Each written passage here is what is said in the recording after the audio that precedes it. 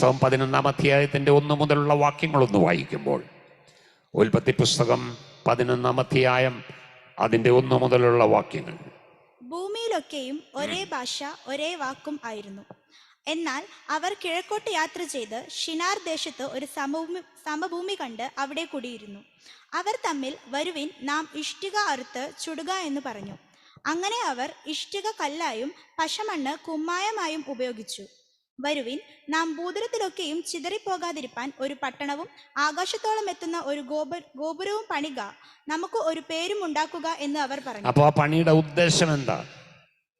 നമുക്കൊരു പേരുണ്ടാക്കുക. സ്തോത്രം. ദൈവവുമായിട്ടുള്ള ഒരു ബന്ധവും ഇല്ല.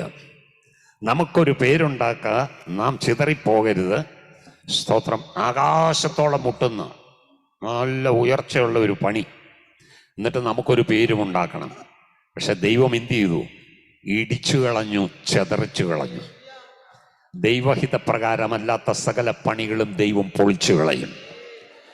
പക്ഷേ ദൈവഹിതപ്രകാരം പണിയുന്ന പണികളെ പിശാച് പൊളിച്ചാലും വീണ്ടും പണിതെടുപ്പിക്കുന്ന ദൈവമാണ് നമ്മുടെ ദൈവം.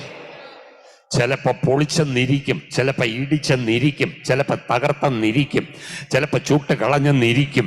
ഇനി ഒരിക്കലും പൊങ്ങാതെ വണ്ണം ശത്രു പ്രവർത്തിച്ചെന്നിരിക്കും. പക്ഷെ പ്രാർത്ഥിക്കാൻ ഒരുവനുണ്ടെങ്കിൽ, ഉപവസിക്കാൻ ഒരുവനുണ്ടെങ്കിൽ, ദൈവമുഖത്തേക്ക് നോക്കാൻ ഒരുവനുണ്ടെങ്കിൽ, പാപം ഏറ്റുപറയാൻ ഒരുവനുണ്ടെങ്കിൽ, ഒറ്റയൊരുത്തനെ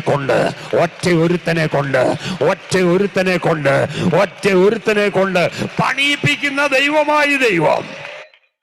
ഹല്ലേലൂയ. നമുക്കറിയാം നെഹമ്യാവിന്റെ ചരിത്രം അല്ലേ? ഒരു തലമുറ മുഴുവൻ വീണ് കിടക്കുമ്പോൾ, ഒരു